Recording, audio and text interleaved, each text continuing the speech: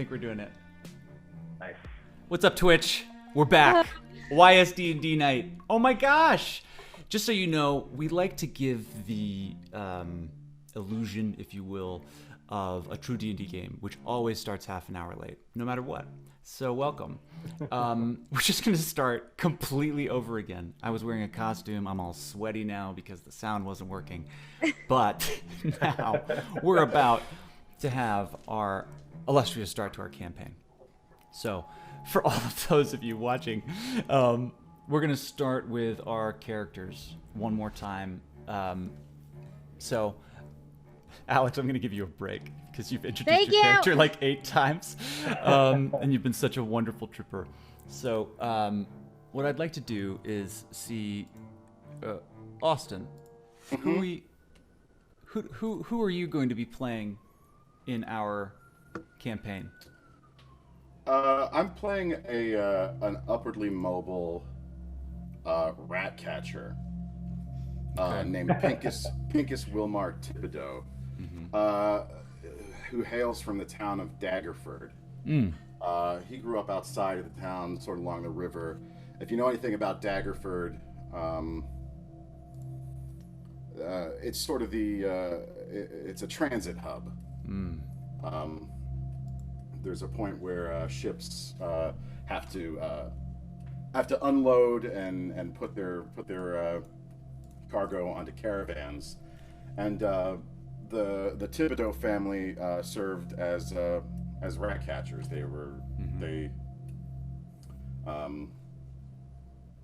They caught rats on ships, and that was what his family did for generations. Thibodeau wanted to change his lot in life, so he decided to come up with a racket where he travels from town to town,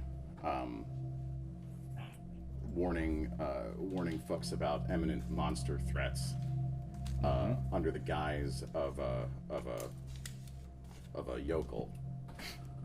A shepherd named Gus, and he tells the townspeople that there's one man who can save them. His name's Claymore Hackett. Keep an eye out for him. He's a famed monster hunter. This is the racket that Pincus Wilmar Thibodeau, Pee-wee, we'll call him Pee-wee, or just Thibodeau, has been running for years now, and it seems like today his luck ran out. Yeah. And he got caught. Yeah. For better or for worse. He was caught as Claymore Hackett, though. So whoever's around him only knows him as Claymore Hackett, I guess. Claymore. They think he's a monster hunter. He's like a famed monster hunter. And what's he look like? He's got these like extravagant disguises. So, but Hackett has like a big wide-brimmed hat and like at least like sort of extravagantly, eccentrically dressed. He's got like trophies from his hunts, like bear claws, necklaces, and all kinds of verification and paperwork that he is in fact who he says he is. Yeah.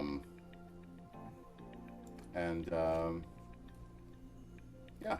Great. Yeah, he's a human, I should say. He's a human. Yeah, he's he's a rather like unassuming looking guy. He sort of looks like what's that actor's name? I imagine him as Tim Blake Nelson. Beautiful. Hey, Tim Blake, if you're watching, keep up the good work. Yeah.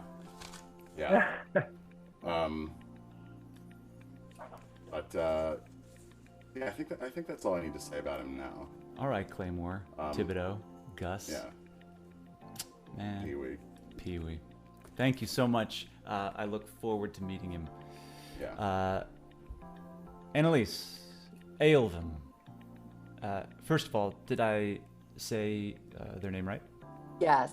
Okay. Yes, you did. All right. we're going with the Tolkien pronunciation. All right, great. Of the name. Aelvim. Aelvim. Aelvim. So, Aelvim. when we first meet Aelvim, what do we see? So you will see about a 6 foot tall, rather down and out looking lady, normally cloaked in a hood with light leather armor. On the rare occasions that the hood slips off her face or you can't catch a glance under it, you'll notice pure white hair and glowering golden eyes, which sometimes are obscured by a mask.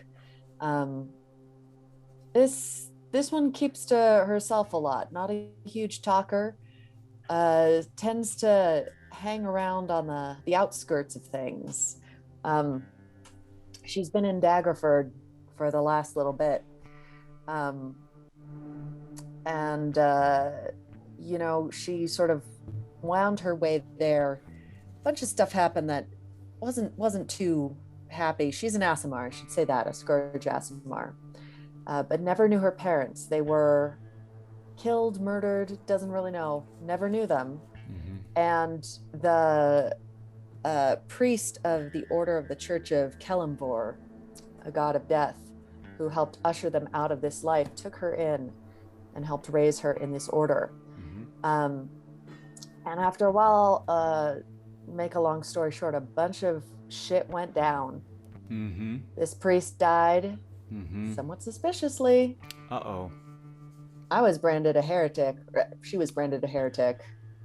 Got the boot out of the church and is sort of wandering, was settled up in Daggerford. But, I mean, she's sort of here for reasons that she prefers to maybe keep to herself. Fantastic. For now. Yeah. All right. Great, thank you. All right. Benjamin Horner. Yes. I noticed that below you is a name, Captain Chowder. Yes. You want to just take us for a little stroll through what this being is, what they look like? Yes. So Captain Chowder is a 6'5" animatronic panda. Who walks upright. Now it looks like it's been outside for a couple years. There's a little bit of wear and tear. A little bit of the robotics is showing, but otherwise in pretty good shape. Kind of a unit with quite lifelike movement. And in the center of his chest, there's this little sort of like chamber, kind of like Krang from the Ninja Turtles. But there's not like a face in there, but there's this sort of like wispy flicker that exists in there. He has a long blue cloak, also very, very regal, but also like weather worn, and carries a shillelagh.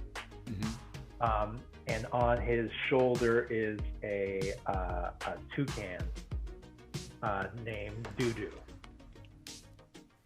And a few like trinkets, a few like water skins. He's been wandering for years. And he's picked up little things. He's very popular everywhere he goes.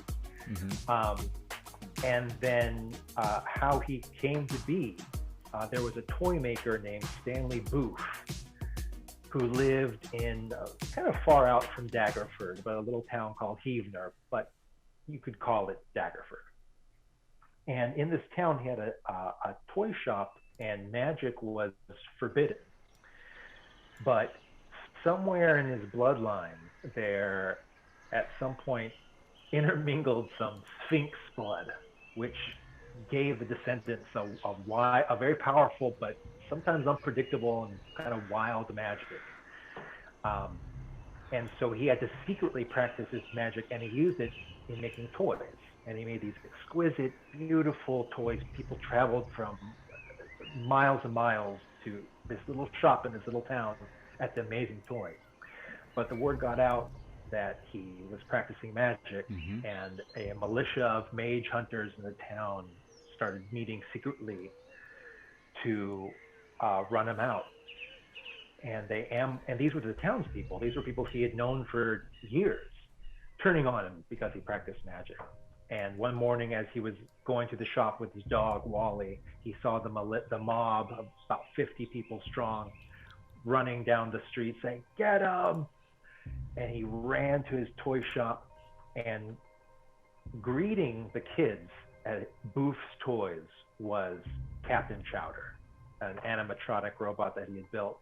And in a panic, he imbued his soul into the robot, and Wally, the dog, got zapped into the store, had a sort of toucan that they kept as a pet named Doo-Doo.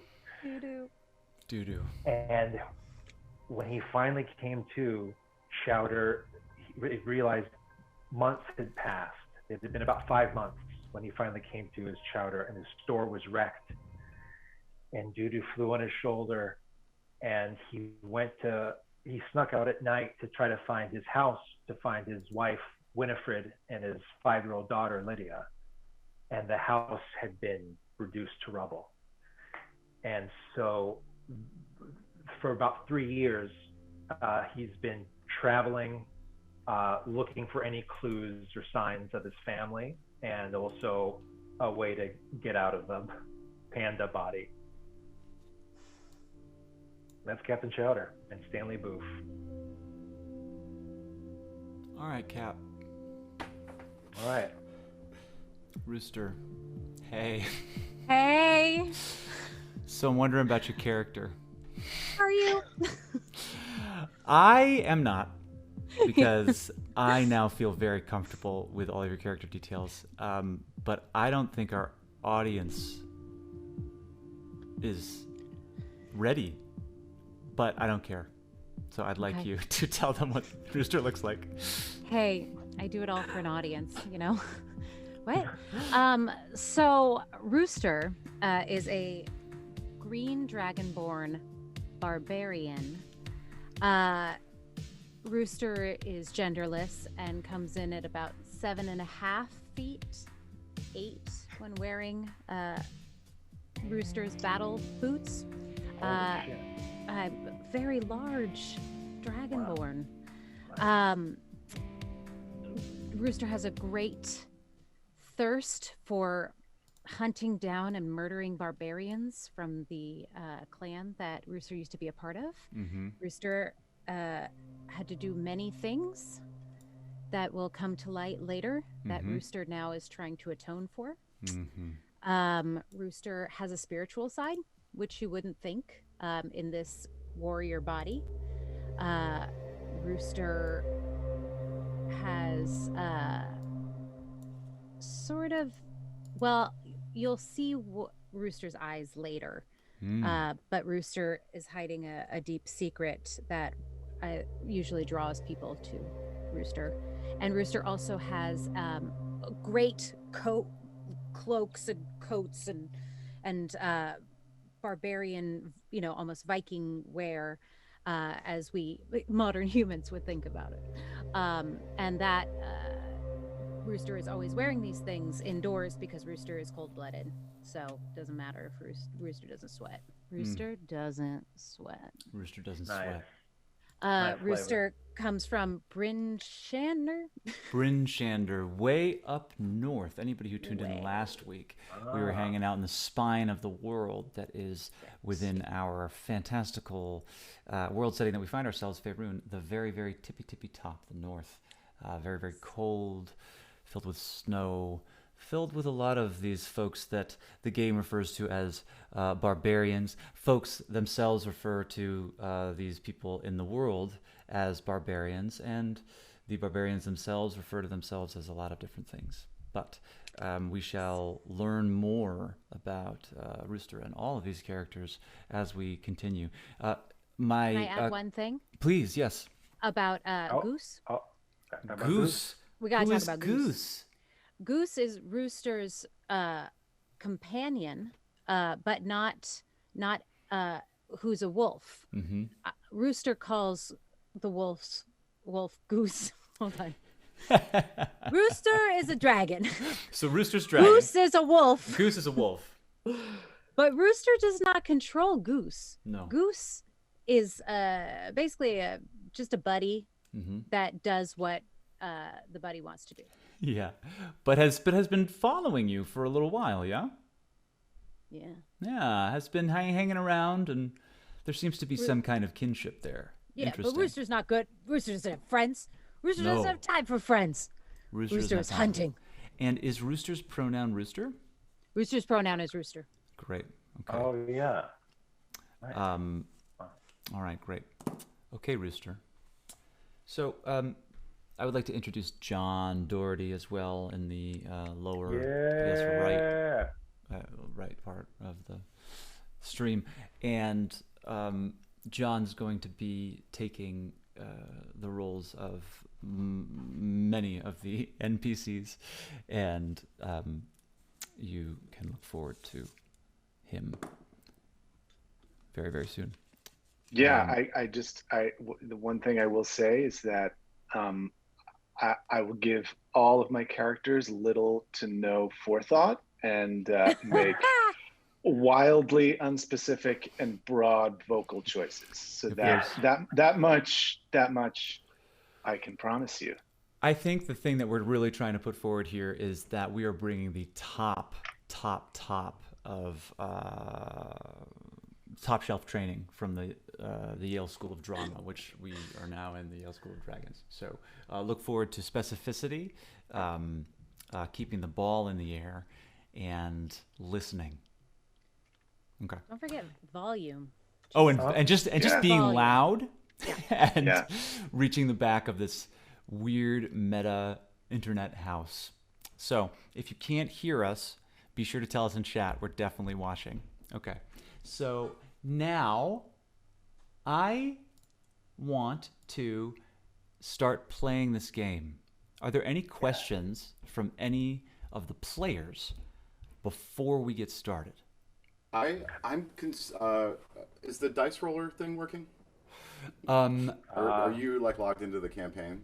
Because I don't think we can see our rolls. Let's check to make sure that our dice, we're using D&D Beyond, coming in hot with these dice rollers. Let's see. Oh, there we go. There we go. There we go. Okay. So hopefully I can, let's see if I can put this in the back. Should be able to.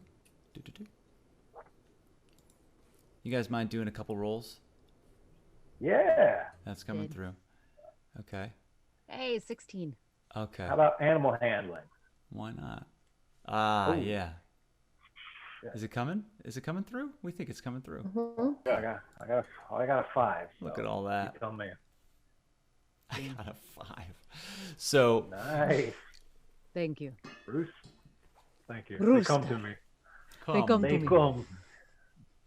They do not hide from Rooster. I will find them. Hey, you I can will run. kill. They can run. But they no can hide. But I know can hide. Like we said, voices. I will find you. And I will kill you.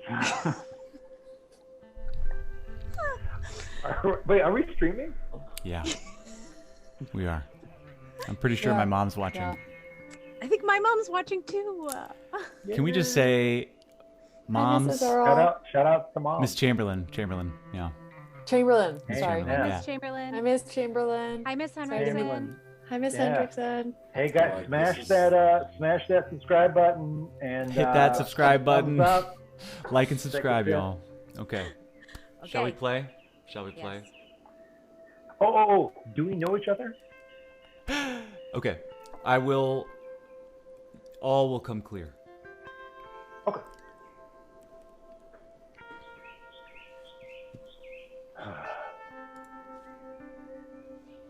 What time is it? Shut the Permission. fuck up! I have to go pick up my kids.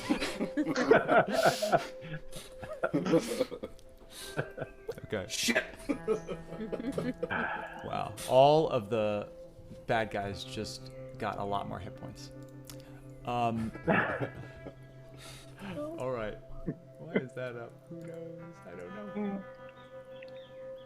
Lady Velarosa Nandar stands in front of the keep's stone window, and she looks down at the Bailey of Nightstone.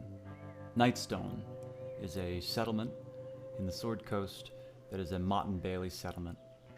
Has a moat that runs around it. There are 7 or 8 structures in the main part of the settlement, and then there's a bridge that travels upwards to the Motte. I think I'm saying that right. And on top of this Motte, this hill, still surrounded by the moat, is Nandar Keep. And it's a quiet, late spring afternoon, and Lady Velarosa stares absently out the window and sees this golden light just rest like a comforting blanket over Nightstone. And still, this sense of peace and calm could not bring to rest the sense of anticipation that comes with such a large force as the Lord's Alliance moves into town. Behind her is a guard who has walked into the room and tries to get her attention. Milady? She doesn't answer immediately. The Lord's Alliance, as she's looking at them, she remembers is this basically protective force that links a lot of the cities in this realm. But still, it seems to fill her with some kind of trepidation.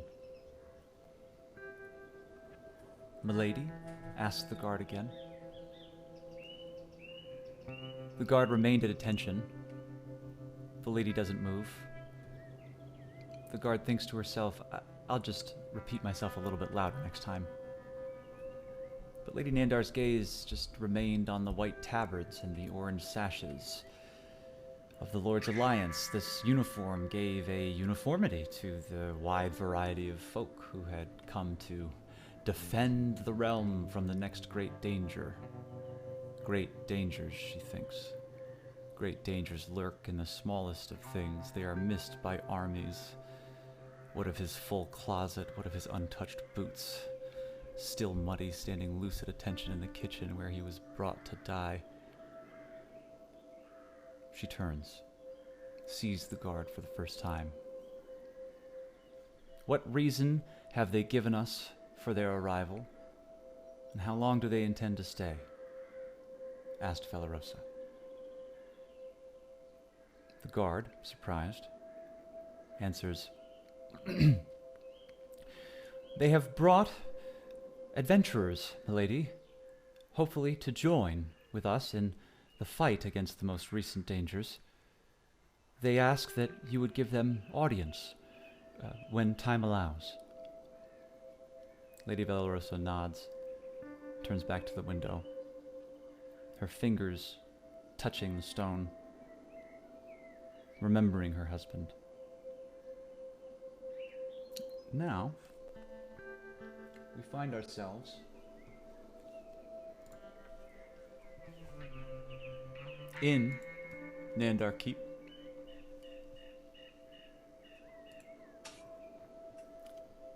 Downstairs.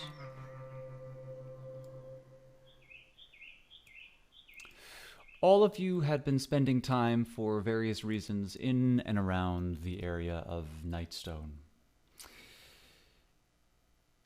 As you were going about your business, you heard a huge force riding, and it seemed like they surrounded you before you knew it. They were the Lord's Alliance, dressed in all white, resplendent armor, with these orange sashes, and some of their, for those of them that held shields, they had an orange crown emblazoned onto them. They spoke forcefully, even though they were suggesting that you should come along with them. It felt like you didn't have a choice. But they were friendly enough, and they brought you to this settlement. You walked through, over this small bridge, over the moat, and through this small hamlet. You could see that there looked to be an inn to your left, 2 stories. Looked nice. Mostly farms. Not very many folk, but you can see that the people you do see are human. There's a dwarf off at a windmill. As you look up, you see this tall wooden structure, but parts of it have fallen into disrepair. Seems like it's been here for a while, but you can see that there looks to be a dwarf female about halfway up with a bunch of tools. Only what you can only imagine is repairing the windmill. You're brought into the keep over this long bridge that goes up, and then finally you land on top of this small hill. You're brought into the keep, you're brought downstairs and into a room where you find yourselves now. You can see that there are no windows. You can't hear much outside of the room, and the door has been closed. As you walked in, the guards asked you kindly but firmly to stay in this room, and then close the door behind you. You can decide amongst yourselves how much has been said between the 5 of you here in this room. But I imagine that this is one of the first times that the group has found themselves alone. You've been asked to wait. A fire burns in the fireplace, giving some warmth to this utilitarian room. There's 2 bookshelves, benches line the walls, and tables next to the benches with burning candles. A large rug sits in the middle. And here we are. Now, is there anything that anybody would like to do? How long have we been in here waiting at this point, did you say? A few minutes. A few minutes, okay. Just arrived. I want to search the room for a way out that the guards won't notice.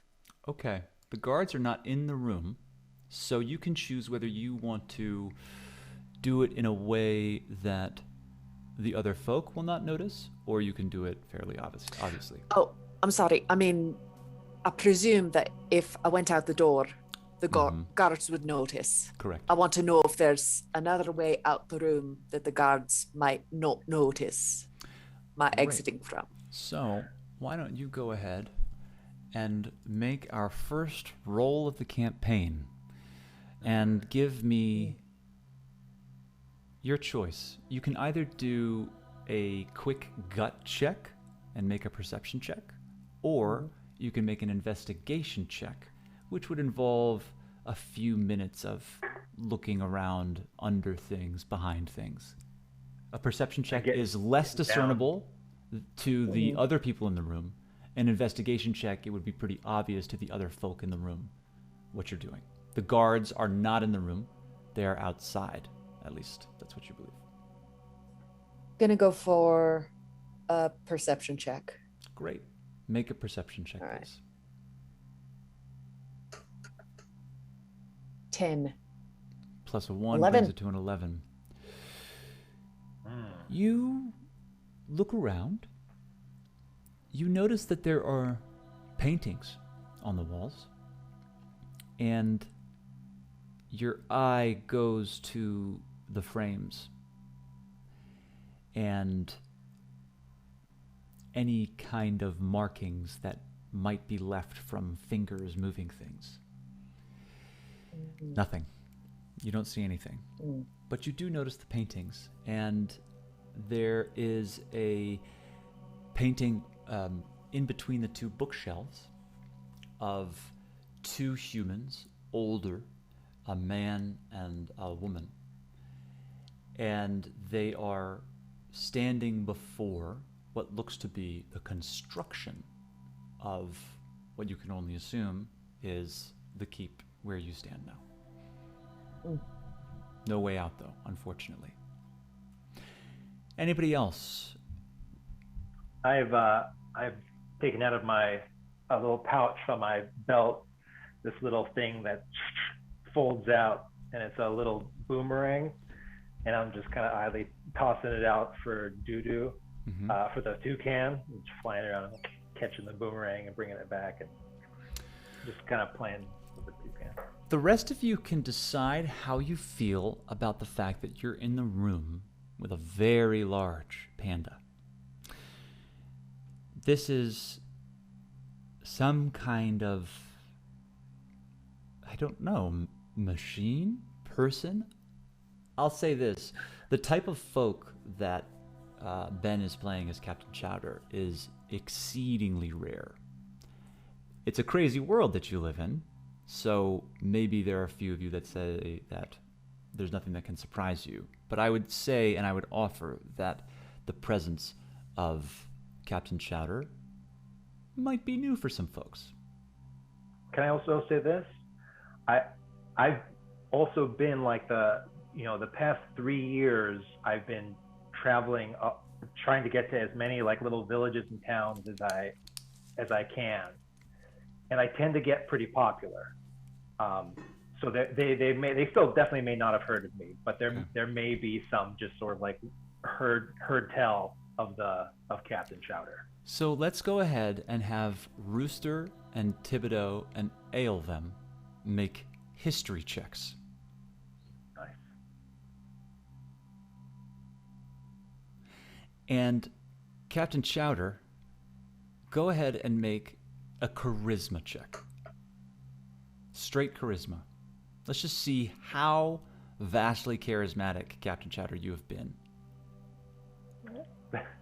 8. Okay. So, Thibodeau, you have heard about Captain Chowder. And here he is. Honey, look.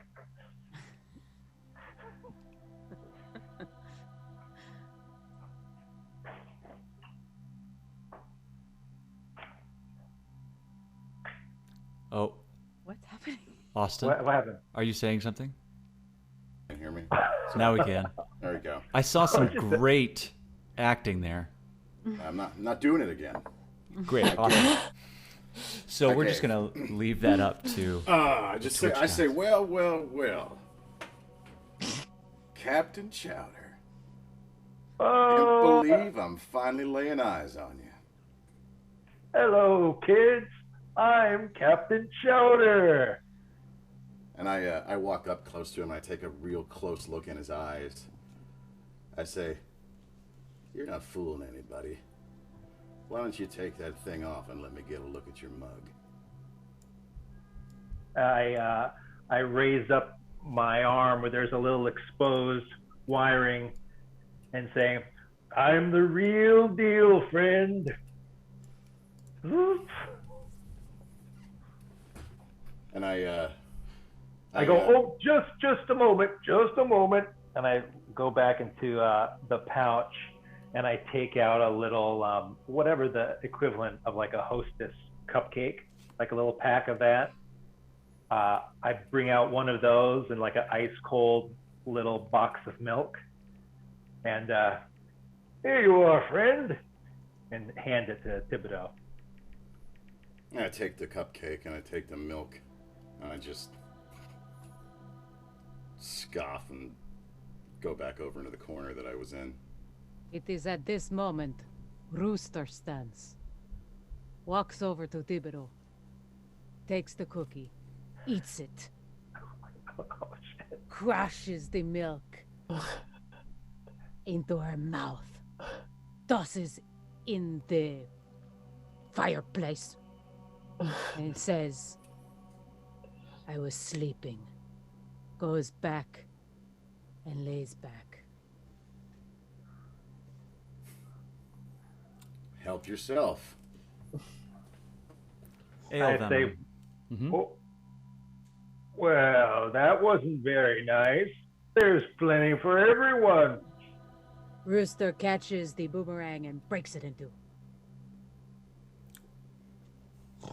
Make a dexterity check, Rooster. Oh, okay. Yeah. Where would Rooster find? That's going to be right up top. You're going to click literally I the see it. ability of dexterity that you have. There we go. B. You catch it.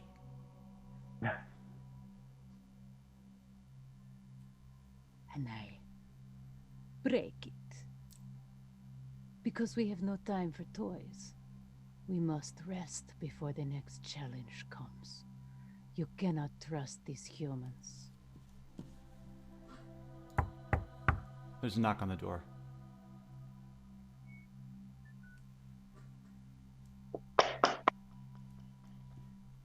I just say, come on in.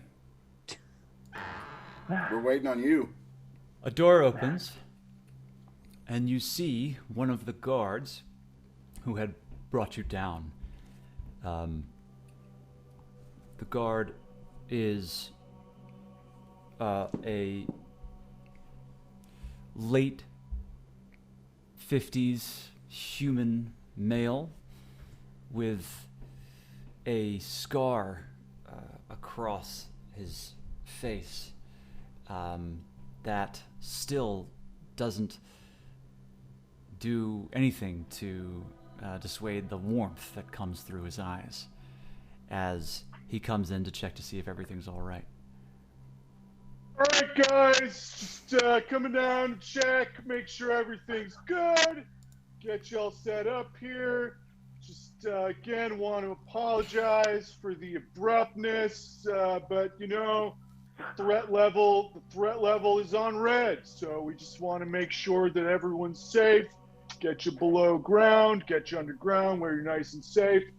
Once again, as soon as our threat level passes and we're back up to green, Lord's Alliance says it's okay to come out. We'll get you back out and on your way. But for now, just want to make sure everybody's good. Does anybody need anything?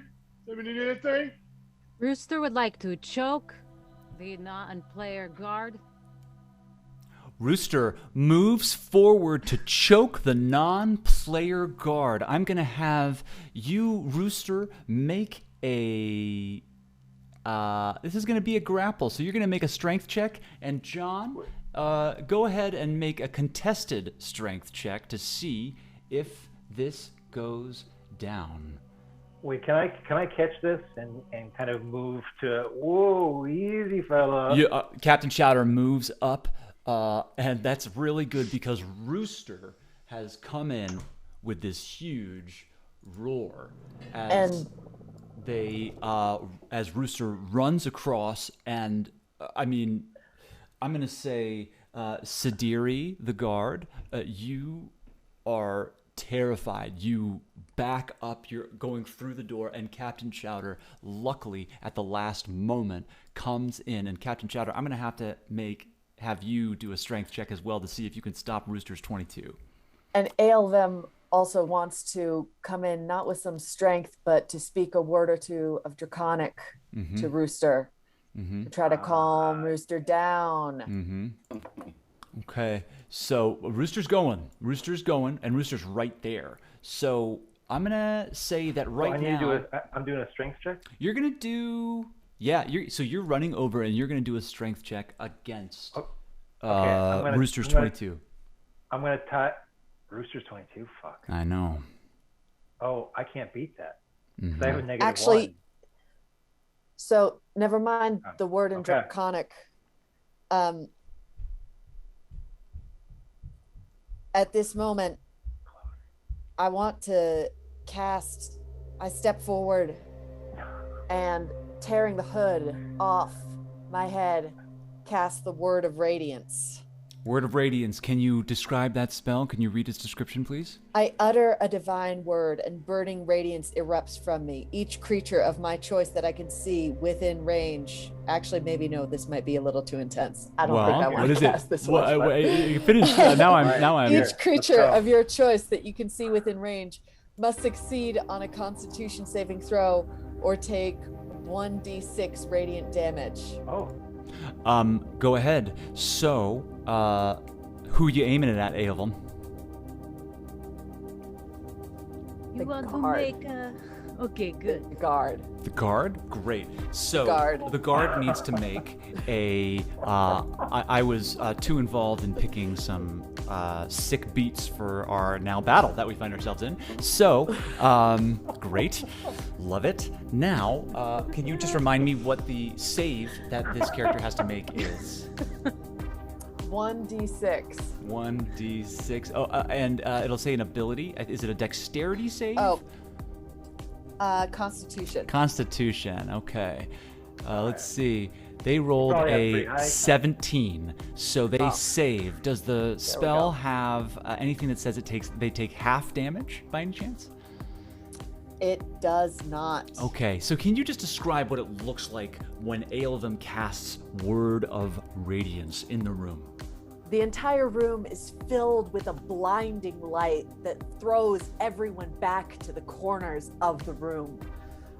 Dodo falls out of the sky. Oh. The wolf cowers in the corner by the bookshelf. Oh my Rooster drips a little crumb of cookie off of Rooster's chin.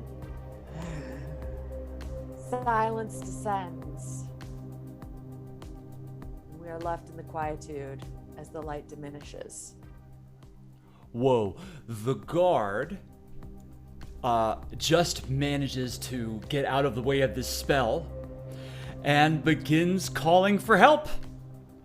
I need backup! Runs out of the room, slams the door, Whoops. and you hear a click. All right, I turn around and say, well, that wasn't very nice. And Rooster is pissed and says, why did you get in my way? I had this under control. I'll be with you in just a minute. What does this lock look like? Is there like a keyhole? Yeah. It's locked? You can see that there is a keyhole that goes through it. It looks to be fairly sturdy and not very old or rickety. You wouldn't be able to sort of break it very easily, but it's a standard lock. Does anybody have thieves' tools? So now is a good time to check your equipment to see if you have thieves' tools. I turn around and say, I say we make a break for it. Agreed? Agreed. I'm with you. Okay. I turn around, I get my water skin out, and I pour water into the mechanism, into the lock, and then I cast the cantrip shape water to freeze it to break the lock. Okay, so you see Captain Chowder take their water skin, pour it into the lock, and then what does it look like when you, Captain Chowder, begin to cast this spell? I stand up, I turn around for a second, say, grab onto someone and give them a good rub. It's gonna get chilly. And then I point at the lock, and then just a blue beam starts to swirl and shoots into it like a laser as you start to hear this of the water expanding and cracking the lock. And then does it work? It breaks. I kick the door open and say, "Come on, gang!" The door's open. You guys heading out? Yes. Great. You head out just as you see the last bits of feet of these guards running down the hall and up the stairs. There are 2 guards. You can see the guard that was there with you before and a second. They are speaking hurriedly and yelling orders as they run. So they're not alone. Other people are clued in now and are like falling in and stuff. You see 2 people going up the stairs, calling out, making a lot of noise. And there seems to be one way up. This is not a very big structure, so there's not lots of places to go. Rooster makes suggestion. Mm-hmm. We kill them. What do people think? No? Hey, listen, Rooster, I think you need to cool it. But why? They tell the other guards they come kill us. What? Well, maybe we can talk our way out of this. Okay, but then I kill them. Eldon says, "Sure thing." It's not their turn to die. And Another way is best. I just look over at Elvin and I'm like, I thought I was the weird one, but like, this is like, I don't really know what to make of any of these people.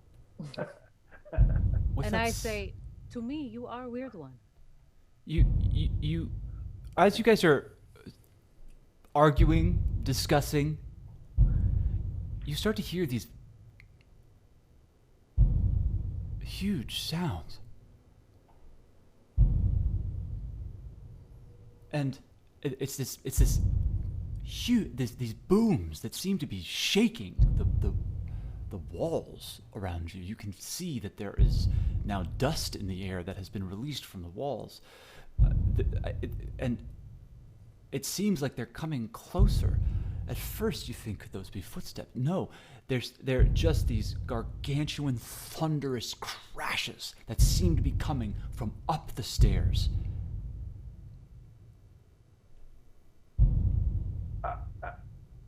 Which way's out? Yeah, right. We're heading upstairs? That's the only way. You're in the basement of Nandar Keep. This seems to be a room that is just reserved for folks to be brought in and wait until they can be brought upstairs. There is unfortunately one way out, and that is up. I start running up. Thibodeau runs up. Pee-wee is just going up the stairs. What are other people doing? I follow. We can't leave him behind. Great. We've got to go with him. Everybody I also go. comes up. And as you come up the stairs, you see that there is utter chaos. It is completely shattered. There are these massive stones that have come and crashed down into the keep. Walls, towers, everything is rubble. And out from that, you can see Nightstone. And there are these massive boulders flying through the sky, landing left, right, all over, hitting the inn, hitting these small little houses. The people of Nightstone are all running, screaming. In the keep, you can see the guards trying their best to bring some kind of order, and that's when you look up. And you see this massive cloud. But wait, on top of the cloud, it looks as if there's a city.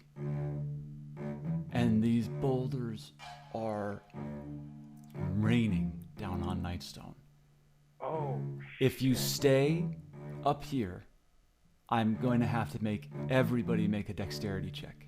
What would you like to do? I say, go back, go back.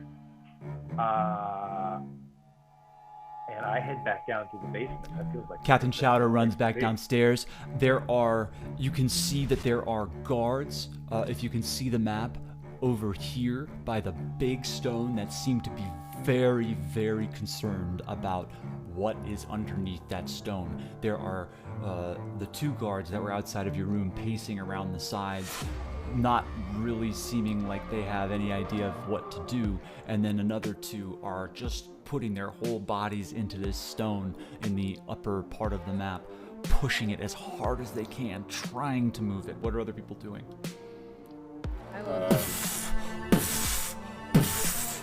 I want to move this stone. Joby, I'm just going to add something. An NPC guard comes in and is like, get down, get down! And just as he's saying something, a piece of rock comes in, his head just explodes. Out, blood splattered everywhere, gone. Oh, God. Rooster, you were going to do something? Yeah, Rooster's going to go get Captain Chowder and bring him back up. Rooster runs downstairs. Aelvem, where are you? Going downstairs. Great. As you guys head downstairs, I sort of follow. Yeah, as I imagined Thibodeau following, and as you guys make your way down the stairs, Rooster coming down to get Captain Chowder to bring them back up. There is one final boom, and you look back, and your way up is sealed. Oh. We're going to take a break. Thanks, everybody. We're going to take just a quick little break here, probably about 10 or 15 minutes for all of you watching out there. Thank you so much for sticking with us through our technical difficulties. We're still learning how to stream, but god damn, that was fun. So everybody good for 10 or 15 minutes, and we'll be back to see... Yeah. Which one? Yeah. We're going to say 15. If I say 10 or 15, it probably means 15, but we should do 10. Let's do 10. We're going to do 10 minutes. We're going to do 10 minutes. And you're welcome, 10. It's 6:25 in Los Angeles. I'll see you back here at 6:35 Los Angeles time, 9:35 Broadway. Peace out, y'all.